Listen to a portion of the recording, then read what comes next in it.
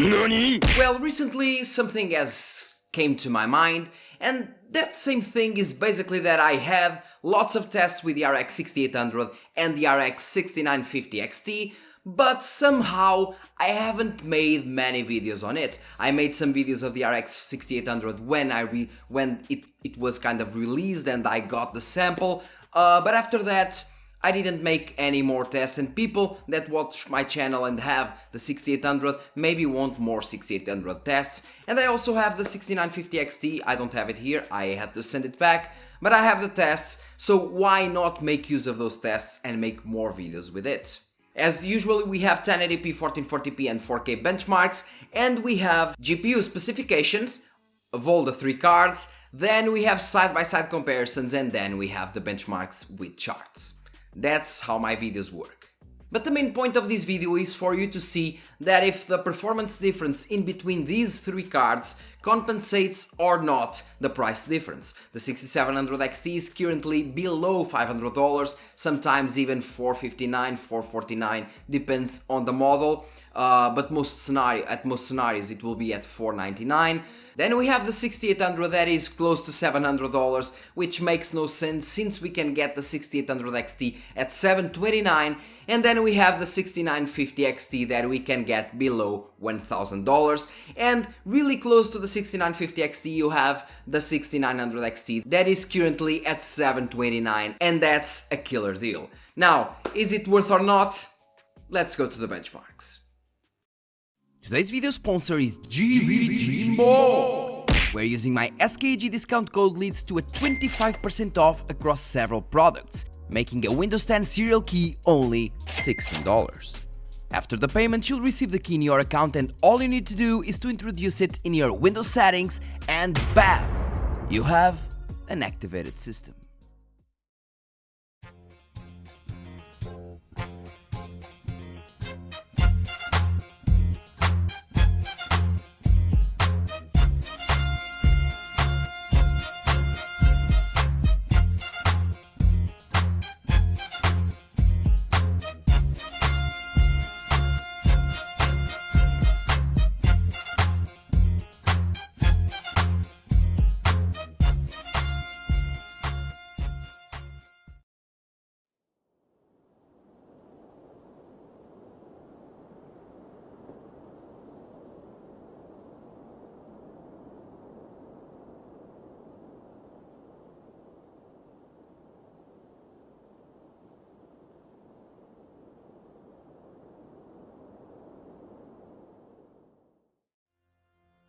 Today's first game is Assassin's Creed Valhalla using very high settings.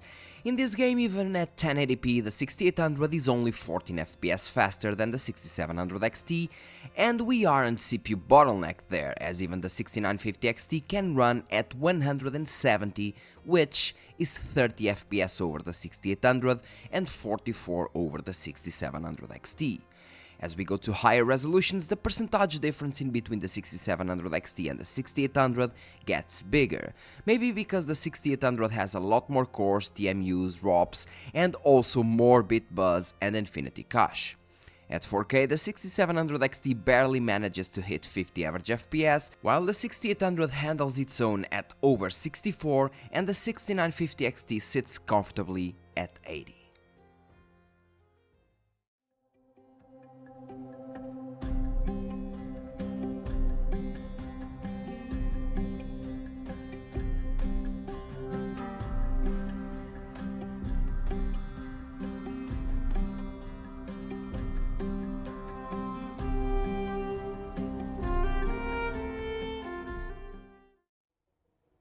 Now with Horizon Zero Dawn using Ultra settings. As you saw in the side-by-side comparisons, well, the 6950 XT was severely bottlenecked by my Ryzen 5 5600X at 1080p, and even in that scenario it achieved 199 average FPS, which is insane. At 1440p the difference, percentage-wise, gets bigger in between all cards, with the 6950 XT still pushing 177 average FPS, meaning that without that CPU bottleneck at 1080p we could be seeing around 220 average FPS or even more. At 4K, things get severely GPU-sided, and although the 6700 XT gets close to 60 FPS at 4K, it just doesn't get there at ultra settings, with the 6800 sitting comfortably at 75 and the 6950 XT pumping a beautiful 97 FPS. Hole hidden behind that poster that leads to the real world. We all feel safe in that room. But sometimes something crawls out from behind the poster. And the ones that see it happen freak out. Control is one of those really heavy GPU titles, and even at 1080p there were no CPU bottlenecks here. And this is why we see these absurd results, with the 6950 XT pushing 224 average FPS at 1080p. We can also see how heavy it is by the difference we get from card to card, even at 1080p, where we have over 40 average FPS difference from the 6700 XT to the 6800 and 50 average FPS from the 6800 to the 6950 XT. At 1440p, all cards are pushing pretty high numbers, and at 4K the FPS output decreases by a lot, with the 6800 struggling to achieve 60 average FPS and the 6950 XT staying at around 77.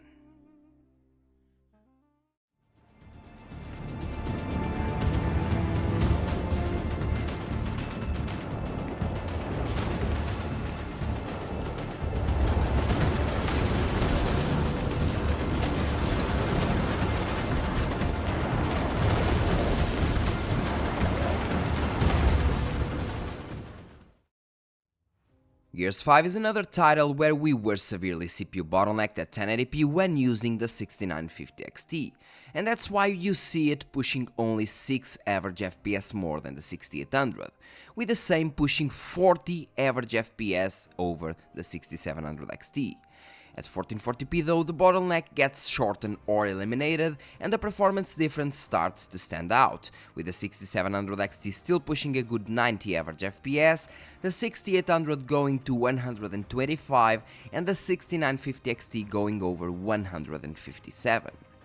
At 4K, it is more or less the same like the previous games, where the 6800 stands a bit over 60 average FPS and the 6950 XT reaching close to 90.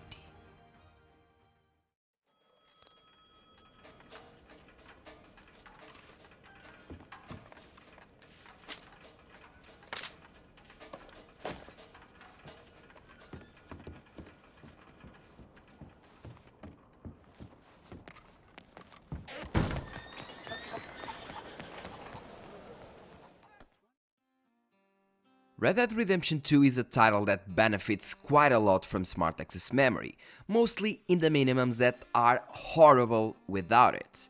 At 1080p we can see once again that anything over the 6800 will make my Ryzen 5 5600 bottleneck, and at 1440p the bottlenecks get close to none and we start seeing some bigger FPS differences in between the three cards, being once again at 4K where the differences start to appear, with the 6700 XT still doing a decent job at 57 average FPS, the 6800 at 73 and the 6950 XT relaxing at 96.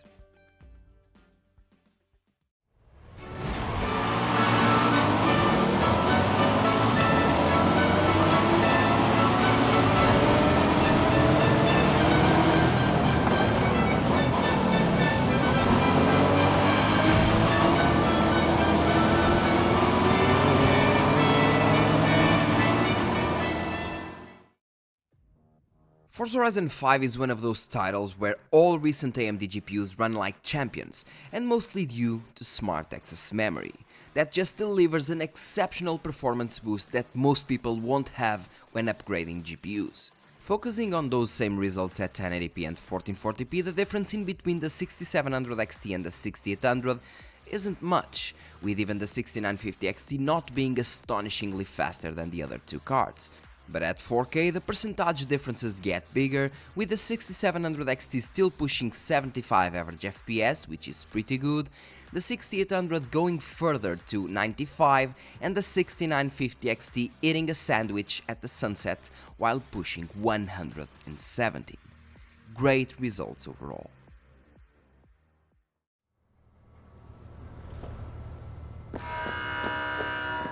Proceed to customs without undue delay. Cyberpunk 2077 is another heavy title, and even at only high settings, it will make most GPUs sweat like me on a leg day. At 1080p, this game in this particular part is pretty easy to run, with all cards pushing easily over 100 average FPS, even more with smart access memory.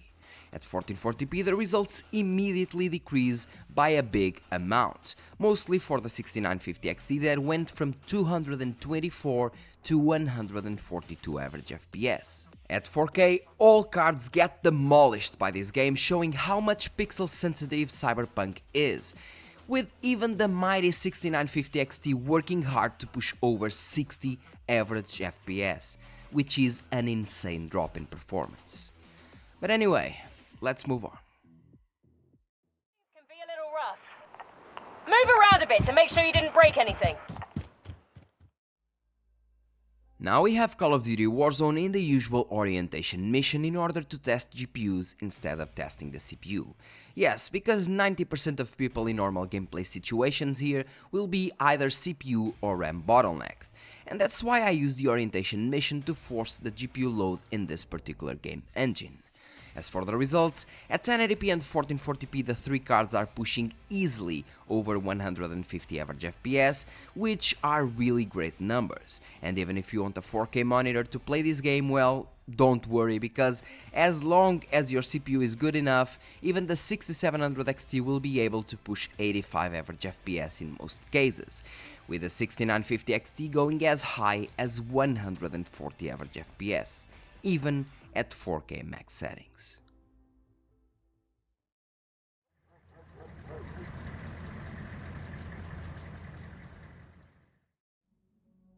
Rainbow Six Siege is our next title using Vulkan API and 100% render scale.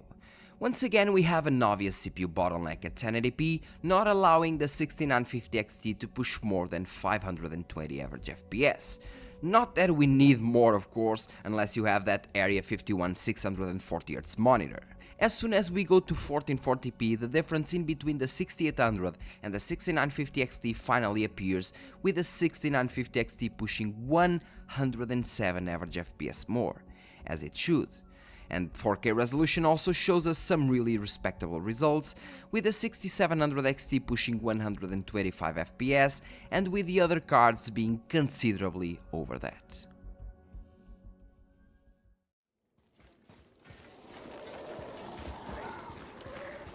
Brother! Now we have God of War. Personally, I was surprised when I saw these results at 1080p, since I never thought the difference in between the 6800 and the 6950 XT would be so outstanding, since the difference in between the 6700 XT and the 6800 was so small. At 1440p the results are more in line with what they should be, with the 6700 XT falling below the 100 average FPS mark, and at 1440p ultra-wide the 6700 XT can surprisingly push around 80 average FPS, with the 6800 pushing 100 and the 6950 XT pushing over 130. Basically, if you get either one of these three cards for a decent value, you're good to go for several years.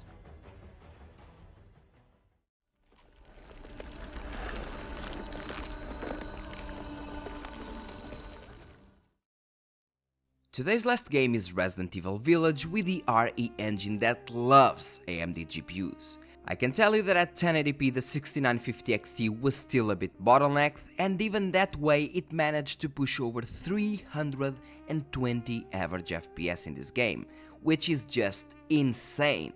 But well, all AMD cards performed exceptionally well at 1080p, so there's that. At 1440p the results were still exceptional, and even at 4K the little 6700 XT managed to push over 70 average FPS, which is pretty playable once you turn off that FPS counter. The other two cards will definitely bring you a smoother experience in this game at 4K, but even the 6700 XT will be more than enough for most people here.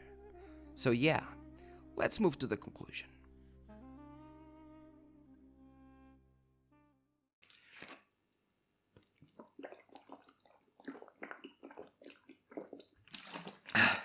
I was thirsty.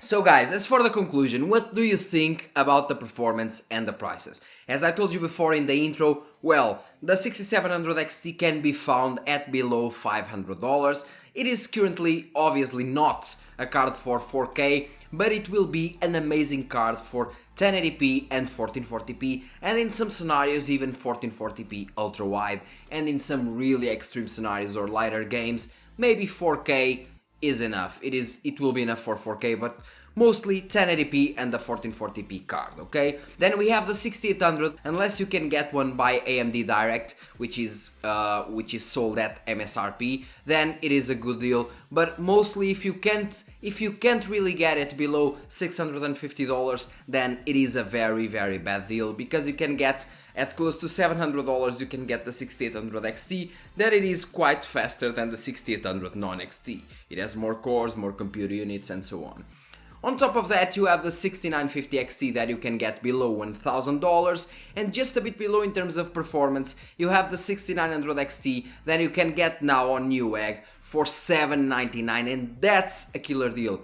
As you saw, the 6950 XT performed extremely well. It just blew everything out of the water, even at 4K. The 6900, the normal 6900 XT is just a bit slower, and you can get it for $799. It makes no sense to get the 6800 or the 6800 XT if the prices are so close as they are, okay? Just get the 6900 XT and you're good to go. Now if you want something lower, the 6700 XT is a good pick in my opinion for 1080p and 1440p. I have the 6800 as my main GPU, and in terms of performance it is amazing for 1080p and 1440p, and even at 1440p ultra wide, which is the resolution I play at, well, I can get, in most heavier games, I can get like 70, 80 or 90 FPS at that resolution, usually at ultra or very high settings, so it is not bad at all.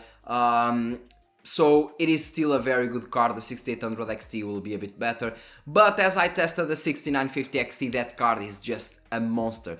That card completely ate the 1440p gameplays, even Cyberpunk ultra settings, everything at ultra, and it would always be above 80 or 90 FPS. That card is a monster. And like I told you, the 6900 XT is just a bit slower, like 5 to 10% slower, and once again you can get it for $799, which is a killer deal, okay? But overall, is the performance difference worth the price? Well, I would say from the 6700 XT to the 6950 XT, not really, but from the 6700 XT to the 6900 XT at $799, definitely. Mostly if you want to play at 4K, because at 4K the difference will be big. The 6700 XT will struggle to go like to 40-50 FPS in most scenarios, while the 6900 XT or the 6950 XT will just go over 60 almost all times, in most scenarios 70, 80 or 90 or even more. So